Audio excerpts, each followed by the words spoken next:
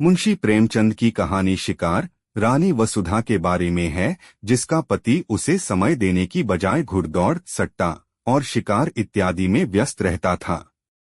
अपनी नीरस दिनचर्या से तंग आकर एक दिन रानी वसुधा जंगल में पहुंच जाती है, जहां उसका पति शेर के शिकार के लिए पड़ाव डाले हुए था।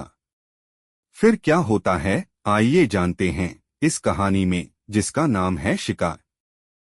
फटे वस्त्रों वाली मुनिया ने रानी वसुधा के चांद से मुखड़े की ओर सम्मान भरी आंखों से देखकर राजकुमार को गोद में उठाते हुए कहा, हम गरीबों का इस तरह कैसे निबाह हो सकता है महारानी। मेरी तो अपने आदमी से एक दिन न पटे, मैं उसे घर में बैठने न दूं। ऐसी ऐसी गालियां सुनाऊं कि छठी का दूध याद आ जाए। रानी वसुधा ने गंभीर विनोद के भाव से कहा, क्यों, वह कहेगा नहीं? तू मेरे बीच में बोलने वाली कौन है? मेरी जो इच्छा होगी वह करूंगा। तू अपना रोटी कपड़ा मुझसे लिया कर। तुझे मेरी दूसरी बातों से क्या मतलब? मैं तेरा गुलाम नहीं हूं। मुनिया 3 ही दिन से यहां लड़कों को खिलाने के लिए नौकर हुई थी। पहले 2-4 घरों में चौका बर्तन कर चुकी थी, पर रानियों से अदब के साथ बातें करना अभी न सीख पाई थी। उसका सूखा हुआ सांवला चेहरा उत्तेजित हो उठा। कर्कश स्वर में बोली, जिस दिन ऐसी बातें मुंह से निकालेगा, मूंछें उखाड़ लूंगी सरकार। वह मेरा गुलाम नहीं है तो क्या मैं उसकी लौंडी हूं? अगर वह मेरा गुलाम है तो मैं उसकी लौंडी हूं। मैं आप नहीं खाती, उसे खिला देती हूं, क्योंकि वह मर्द बच्चा है। पल्लेदारी में उसे बहुत कसाला करना पड़ता है। आप चाहे फटे पहनूं, पर उसे फटे पुराने नहीं पहनने देती। जब मैं उसके लिए इतना करती हूं तो मजाल है कि वह मुझे आंख दिखाए। अपने घर को आदमी इसीलिए तो छाता छोपता है कि उससे बरखा बूंदी में बचाव हो। अगर यह डर लगा रहे कि घर न जाने कब गिर पड़ेगा, तो ऐसे घर में कौन रहेगा? उससे तो ऊख की छां ही कहीं अच्छी। कल न जाने कहां बैठा गाता बजाता रहा। 10 बजे रात को घर आया। मैं रात भर उससे बोली ही नहीं। लगा पैरों पड़ने, घिघियाने, तब मुझे दया आ गई। यही मुझ में एक बुराई है, मुझसे उसकी रोनी सूरत नहीं देखी जाती। इसी से वह कभी कभी बहक जाता है, पर अब मैं पक्की हो गई हूं। फिर किसी दिन झगड़ा किया तो या वही रहेगा या मैं ही रहूंगी। क्यों किसी की धौंस सहूं सरकार? जो बैठकर खाए वह धौंस सहे। यहां तो बराबर की कमाई करती हूं। वसुधा ने उसी गंभीर भाव से फिर पूछा, अगर वह तुझे बैठाकर खिलाता तब उसकी धौंस सहती? मुनिया जैसे लड़ने पर उतारू हो गई। बोली, बैठाकर कोई क्या खिलाएगा सरकार? मर्द बाहर काम करता है तो हम भी घर में काम करती हैं कि घर के काम में कुछ लगता ही नहीं? बाहर के काम से तो रात को छुट्टी मिल जाती है, घर के काम से तो रात को भी छुट्टी नहीं मिलती। पुरुष ये चाहे कि मुझे घर में बिठाकर आप सैर सपाटा करे तो मुझसे तो न सहा जाए। यह कहती हुई मुनिया राजकुमार को लिए हुए बाहर चली गई। वसुधा ने थकी हुई रुआंसी आंखों से खिड़की की ओर देखा। बाहर हरा भरा बाग था, जिसके रंग बिरंगे फूल यहां से साफ नजर आ रहे थे, और पीछे एक विशाल मंदिर आकाश में अपना सुनहला मस्तक उठाए सूर्य से आंखें मिला रहा था। स्त्रियां रंग बिरंगे वस्त्राभूषण पहने पूजन करने आ रही थीं। मंदिर की दाहिनी तरफ तालाब में कमल प्रभात के सुनहले आनंद से मुस्कुरा रहे थे, और कार्तिक की शीत रवि छवि जीवन ज्योति लुटाती फिरती थी। पर प्रकृति की यह सुरम्य शोभा वसुधा को कोई हर्ष न प्रदान कर सकी। उसे जान पड़ा प्रकृति उसकी दशा पर व्यंग्य से मुस्कुरा रही है। उसी सरोवर के तट पर केवट का एक टूटा फूटा झोपड़ा किसी अभागिनी वृद्धा की भांति रो रहा था। वसुधा की आंखें सजल हो गईं। पुष्प और उद्यान के मध्य में खड़ा वह सूना झोपड़ा उसके विलास और ऐश्वर्य से घिरे हुए मन का सजीव मित्र था। उसके जी में आया, जाकर झोपड़े के गले लिपट जाऊं और खूब रोऊं। वसुधा को इस घर में आए 5 वर्ष हो गए। पहले उसने अपने भाग्य को सराहा था। माता पिता के छोटे से कच्चे आनंदहीन घर को छोड़कर वह एक विशाल भवन में आई थी, जहां संपत्ति उसके पैरों को चूमती हुई जान पड़ती थी। उस समय संपत्ति ही उसकी आंखों में सब कुछ थी। पति प्रेम गौण सी वस्तु थी, पर उसका लोभी मन संपत्ति पर संतुष्ट न रह सका। पति प्रेम के लिए हाथ फैलाने लगा। कुछ दिनों में उसे मालूम हुआ मुझे परम रत्न भी मिल गया, पर थोड़े ही दिनों में वह भ्रम जाता रहा। कुंवर गजराज सिंह रूपवान थे, उदार थे, बलवान थे, शिक्षित थे, विनोद प्रिय थे और प्रेम का अभिनय भी करना जानते थे। उनके जीवन में प्रेम से कंपित होने वाला तार न था। वसुधा का खिला हुआ यौवन और देवताओं को भी लुभाने वाला रूप रंग केवल विनोद का सामान था। घुड़दौड़ और शिकार, सट्टे और मकार जैसे सनसनी पैदा करने वाले मनोरंजन में प्रेम दबकर पीला और निर्जीव हो गया था, और प्रेम से वंचित होकर वसुधा की प्रेम तृष्णा अब अपने भाग्य को रोया करती थी। 2 पुत्र रत्न पाकर भी वह सुखी न थी। कुंवर साहब 1 महीने से ज्यादा हुआ शिकार खेलने गए और अभी तक लौटकर नहीं आए, और यह ऐसा पहला ही अवसर न था। हां, अब उनकी अवधि बढ़ गई थी। पहले वह 1 सप्ताह में लौट आते थे, फिर 2 सप्ताह का नंबर चला, और अब कई बार से 1-1 महीने की खबर लेने लगे। साल में 3-3 महीने शिकार की भेंट हो जाते थे। शिकार से लौटते तो घुड़दौड़ का राग छिड़ता, कभी मेरठ, कभी पूना, कभी बंबई, कभी कलकत्ता। घर पर ही रहते तो अधिकतर लंपट रईस जादों के साथ गप्पे उड़ाया करते। पति के यह रंग ढंग देखकर वसुधा मन ही मन कुढ़ती और घुलती जाती थी। कुछ दिनों से हल्का हल्का ज्वर भी रहने लगा था। वसुधा बड़ी देर तक बैठी उदास आंखों से यह दृश्य देखती रही। फिर टेलीफोन पर आकर उसने रियासत के मैनेजर से पूछा, कुंवर साहब का कोई पत्र आया? फोन ने जवाब दिया, जी हां, अभी खत आया है। कुंवर साहब ने एक बहुत बड़े शेर को मारा है। वसुधा ने झलकर कहा, मैं ये नहीं पूछती आने को कब लिखा है। आने के बारे में तो कुछ नहीं लिखा। यहां से उनका पड़ाव कितनी दूर है? यहां से 200 मील से कम न होगा। पीलीभीत के जंगलों में शिकार हो रहा है। मेरे लिए 2 मोटरों का इंतजाम कर दीजिए, मैं आज वहां जाना चाहती हूं। फोन ने कई मिनट बाद जवाब दिया, 1 मोटर तो वह साथ ले गए हैं, 1 हाकिम जिला के बंगले पर भेज दी गई, 3री बैंक के मैनेजर की सवारी में 4थी की मरम्मत हो रही है। वसुधा का चेहरा क्रोध से तमतमा उठा। बोली, किसके हुक्म से बैंक के मैनेजर और हाकिम जिला को मोटरें भेजी गईं? आप दोनों मंगवा लीजिए, मैं आज जरूर जाऊंगी। उन दोनों साहबों के पास हमेशा मोटरें भेजी जाती रही हैं, इसलिए मैंने भेज दी। अब आप हुक्म दे रही हैं तो मंगवा लूंगा। वसुधा ने फोन से आकर सफर का सामान ठीक करना शुरू किया। उसने उसी आवेश में आकर अपना भाग्य निर्णय करने का निश्चय कर लिया था। परित्यक्ता की भांति पड़ी रहकर जीवन को समाप्त न करना चाहती थी। वह जाकर कुंवर साहब से कहेगी, अगर आप समझते हैं कि मैं आपकी संपत्ति की लौंडी बनकर रहूं तो यह मुझसे न होगा। आपकी संपत्ति आपको मुबारक हो। मेरा अधिकार आपकी संपत्ति पर नहीं, आपके ऊपर है। अगर आप मुझसे जौ भर हटना चाहते हैं तो मैं आपसे हाथ भर हट जाऊंगी। इस तरह की और कितनी ही विराग भरी बातें उसके मन में बगुलों की भांति उठ रही थीं। डॉक्टर साहब ने द्वार पर आकर पुकारा, मैं अंदर आऊं? वसुधा ने नम्रता से कहा, आज क्षमा कीजिए, मैं जरा पीलीभीत जा रही हूं। डॉक्टर ने आश्चर्य से कहा, आप पीलीभीत जा रही हैं? आपका ज्वर चढ़ जाएगा। इस दशा में मैं आपको जाने की सलाह न दूंगा। वसुधा ने विरक्त स्वर में कहा, बढ़ जाएगा, बढ़ जाए, मुझे इसकी चिंता नहीं है। वृद्ध डॉक्टर पर्दा उठाकर आ गया और वसुधा के चेहरे की ओर ताकता हुआ बोला, लाइए, मैं टेम्परेचर ले लूं। अगर टेम्परेचर बढ़ा होगा तो मैं आपको हरगिज न जाने दूंगा। टेम्परेचर लेने की जरूरत नहीं, मेरा इरादा पक्का हो गया है। स्वास्थ्य पर ध्यान रखना आपका पहला कर्तव्य है। वसुधा ने मुस्कुराकर कहा, आप निश्चिंत रहिए, मैं इतनी जल्द मरी नहीं जा रही हूं। फिर अगर किसी बीमारी की दवा मौत ही हो तो आप क्या करेंगे? डॉक्टर ने 2-1 बार आग्रह किया, फिर विस्मय से सिर हिलाता चला गया। रेलगाड़ी से जाने में आखिरी स्टेशन से 10 कोस तक जंगली सुनसान रास्ता तय करना पड़ता था, इसलिए कुंवर साहब बराबर मोटर ही पर जाते थे। वसुधा ने उसी से जाने का निश्चय किया। 10 बजते बजते दोनों मोटरें आईं। वसुधा ने ड्राइवरों पर गुस्सा उतारा, अब मेरे हुक्म के बगैर कहीं मोटर ले गए तो मोटर का किराया तुम्हारी तलब से काट लूंगी। अच्छी दिल लगी है, घर को रोएं, बन की गाएं। हमने अपने आराम के लिए मोटरें रखी हैं, किसी की खुशामद करने के लिए नहीं। जिसे मोटर पर सवार होने का शौक हो मोटर खरीदे। ये नहीं कि हलवाई की दुकान देखी और दादे का फातिहा पढ़ने बैठ गए।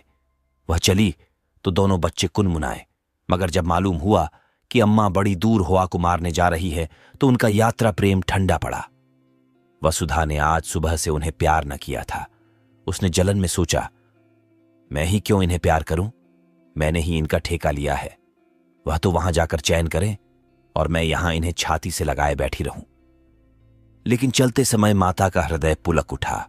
दोनों को बारी बारी से गोद में लिया, चूमा, प्यार किया और घंटे भर में लौट आने का वचन देकर वह सजल नेत्रों के साथ घर से निकली। मार्ग में भी उसे बच्चों की याद बार बार आती रही। रास्ते में कोई गांव आ जाता और छोटे छोटे बालक मोटर की दौड़ देखने के लिए घरों से निकल आते और सड़क पर खड़े होकर तालियां बजाते हुए मोटर का स्वागत करते, तो वसुधा का जी चाहता इन्हें गोद में उठाकर प्यार कर लूं। मोटर जितने वेग से आगे जा रही थी, उतने ही वेग से उसका मन सामने के वृक्ष समूहों के पीछे की ओर उड़ा जा रहा था। कई बार इच्छा हुई घर लौट चलूं। जब उन्हें मेरी रत्ती भर परवाह नहीं है तो मैं ही क्यों उनकी फिक्र में प्राण दूं? जी चाहे आवें या ना आवें। लेकिन एक बार पति से मिलकर उनसे खरी खरी बात करने के प्रलोभन को वह न रोक सकी। सारी देह थक कर चूर चूर हो रही थी, ज्वर भी हो आया था, सिर पीड़ा से फटा पड़ता था, पर वह संकल्प से सारी बाधाओं को दबाए आगे बढ़ती जाती थी।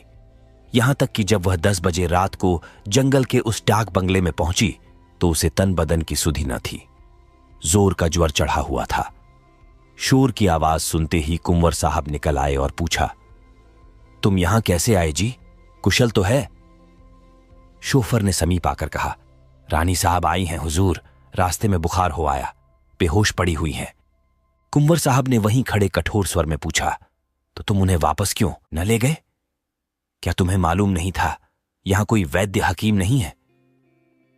शोफर ने सिट पिटाकर जवाब दिया, हुजूर वह किसी तरह मानती ही न थी तो मैं क्या करता? कुंवर साहब ने डांटा, चुप रहो जी, बातें न बनाओ। तुमने समझा होगा, शिकार की बाहर देखेंगे और पड़े पड़े सोएंगे। तुमने वापस चलने को कहा ही ना होगा। शोफर, वह मुझे डांटती थी हुजूर। तुमने कहा? मैंने कहा तो नहीं हुजूर। बस तो चुप रहो, मैं तुमको भी पहचानता हूं। तुम्हें मोटर लेकर इसी वक्त लौटना पड़ेगा। और कौन कौन साथ हैं? शोफर ने दबी हुई आवाज में कहा, एक मोटर पर बिस्तर और कपड़े हैं, एक पर खुद रानी साहब हैं। यानी और कोई साथ नहीं है? हुजूर, मैं तो हुक्म का ताबेदार हूं। बस चुप रहो। यूं झल्लाते हुए कुंवर साहब वसुधा के पास गए और आहिस्ता से पुकारा। जब कोई जवाब न मिला तो उन्होंने धीरे से उसके माथे पर हाथ रखा। सिर गर्म तवा हो रहा था। उस ताप ने मानो उनकी सारी क्रोध ज्वाला को खींच लिया। लपक कर बंगले में आए, सोए हुए आदमियों को जगाया, पलंग बिछवाया, अचेत वसुधा को गोद में उठाकर कमरे में लाए और पलंग पर लिटा दिया। फिर उसके सिरहाने खड़े होकर उसे व्यथित नेत्रों से देखने लगे।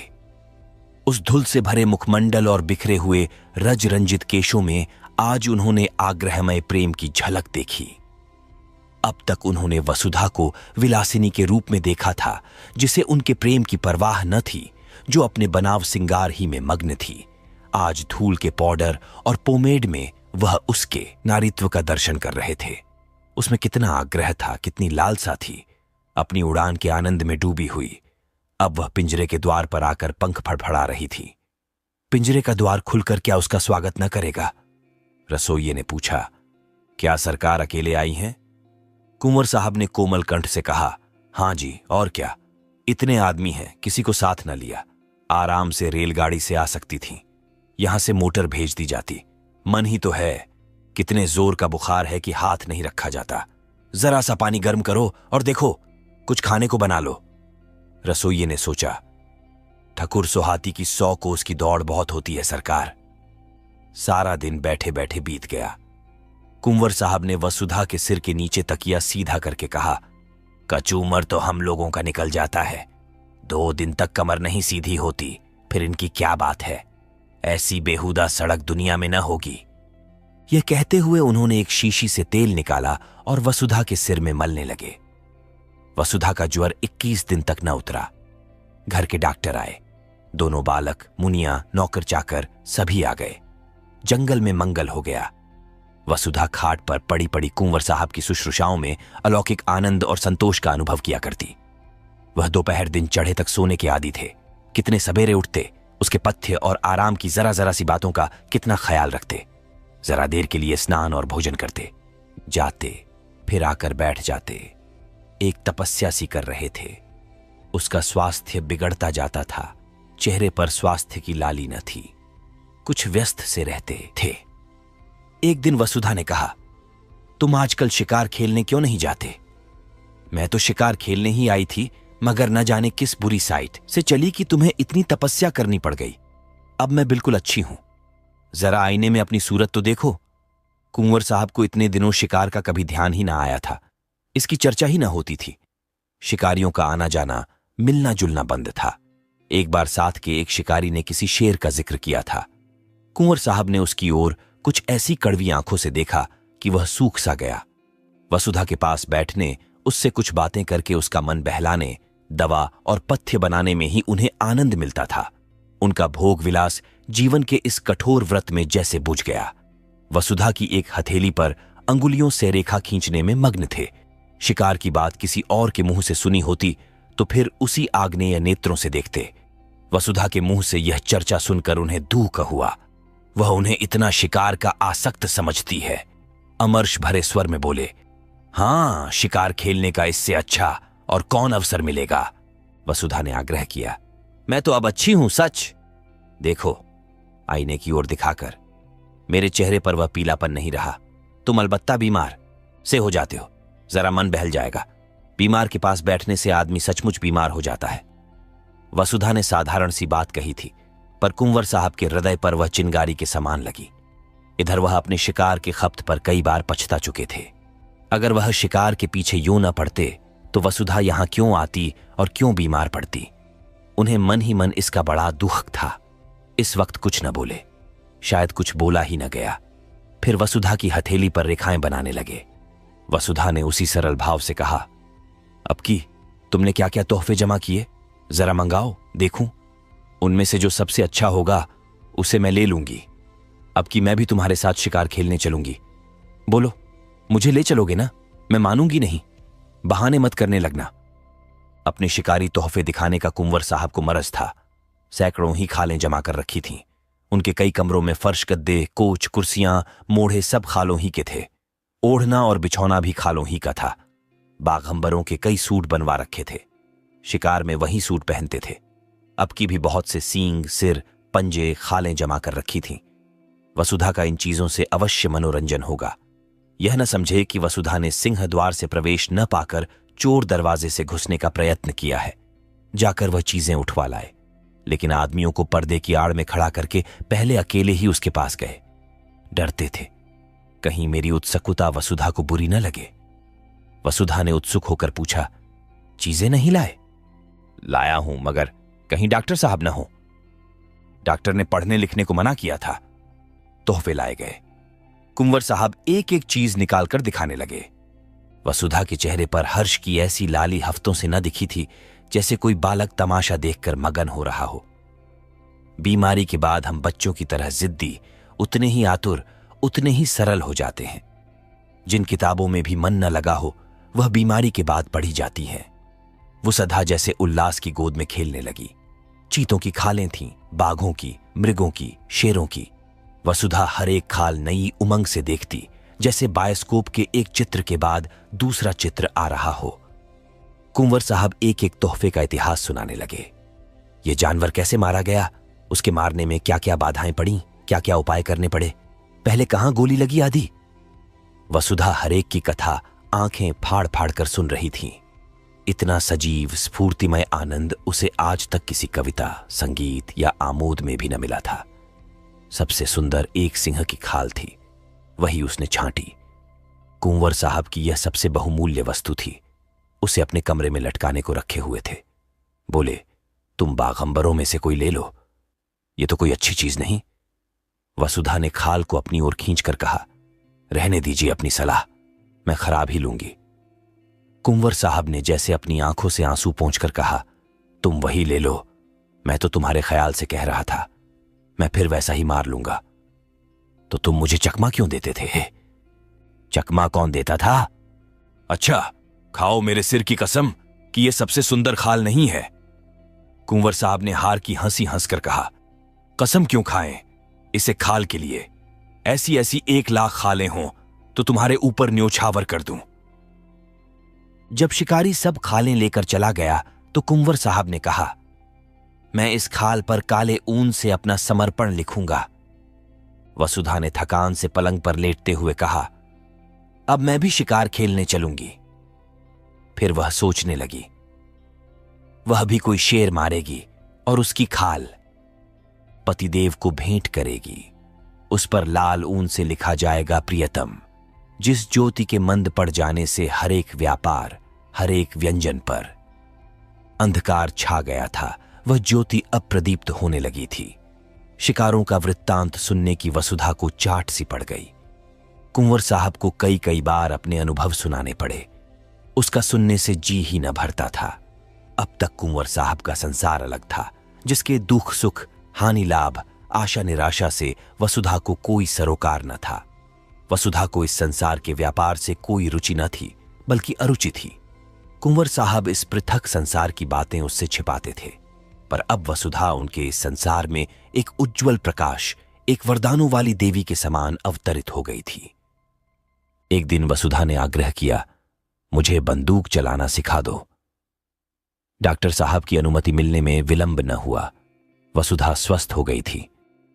कुंवर साहब ने शुभ मुहूर्त में उसे दीक्षा दी। उस दिन से जब देखो वृक्षों की छाह में खड़ी निशाने का अभ्यास कर रही है और कुंवर साहब खड़े उसकी परीक्षा ले रहे हैं।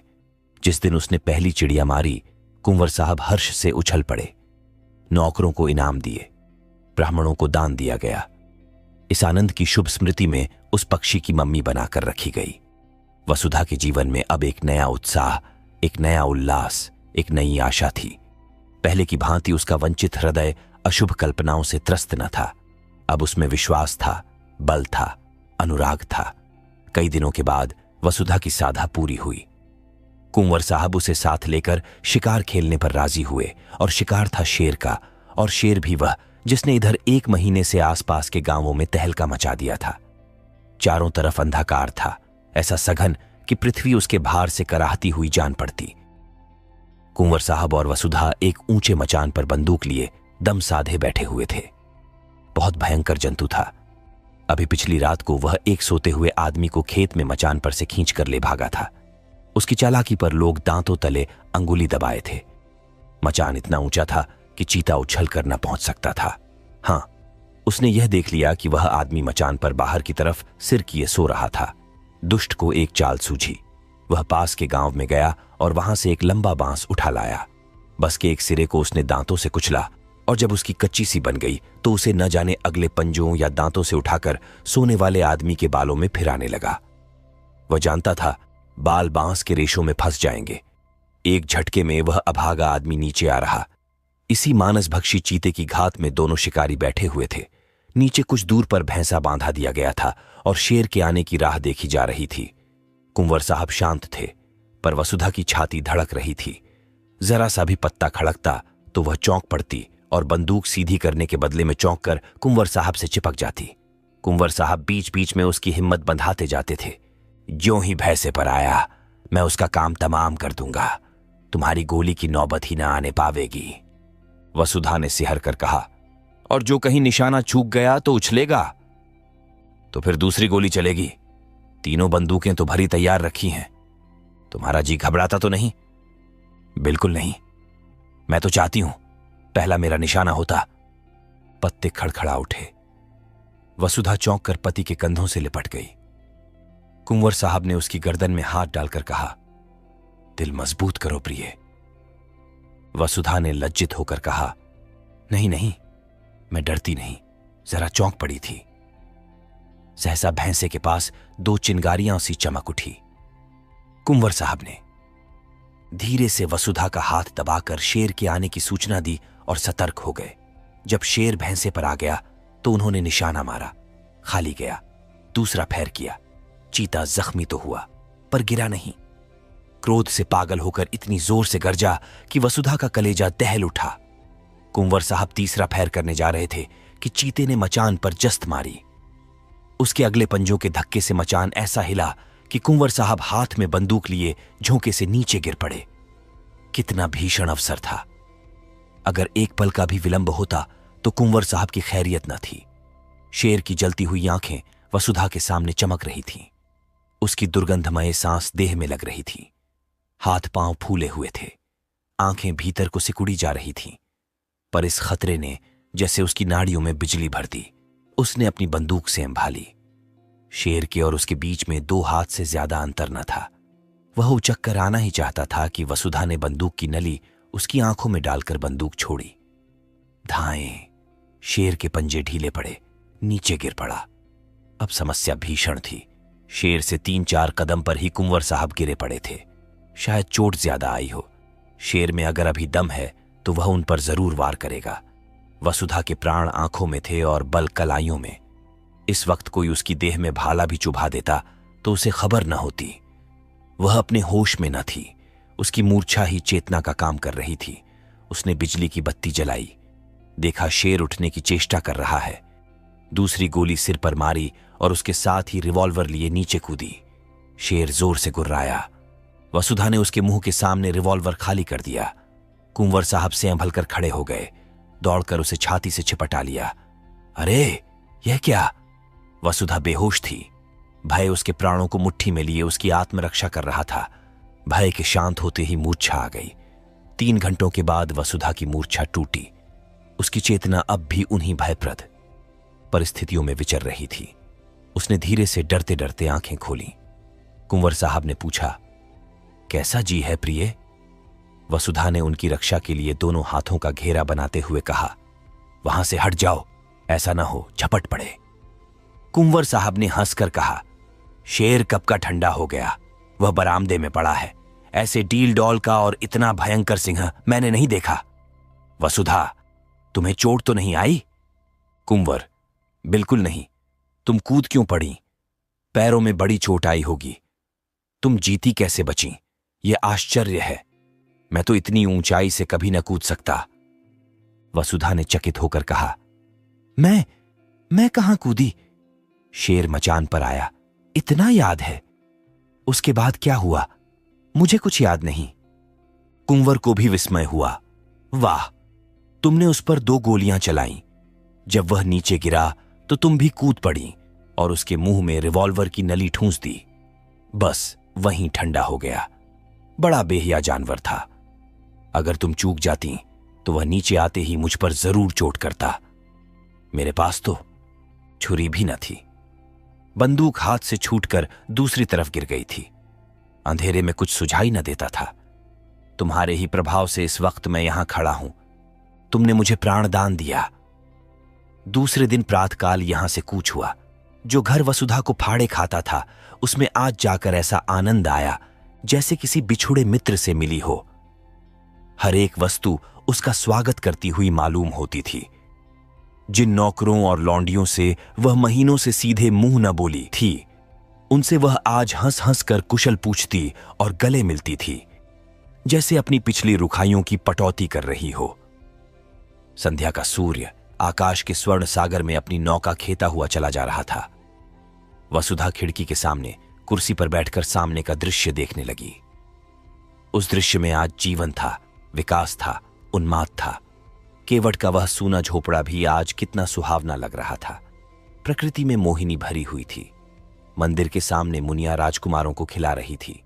वसुधा के मन में आज कुलदेव के प्रति श्रद्धा जागृत हुई, जो बरसों से पड़ी सो रही थी। उसने पूजा के सामान मंगवाए और पूजा करने चली। आनंद से भरे भंडार से अब वह कुछ दान भी कर सकती थी। जलते हुए हृदय से ज्वाला के सिवा और क्या निकलती। उसी वक्त कुंवर साहब आकर बोले, अच्छा, पूजा करने जा रही हो? मैं भी वहीं जा रहा था। मैंने एक मनौती मान रखी है। वसुधा ने मुस्कुराती हुई आंखों से पूछा, कैसी मनौती है? कुंवर साहब ने हंसकर कहा, यह न बताऊंगा।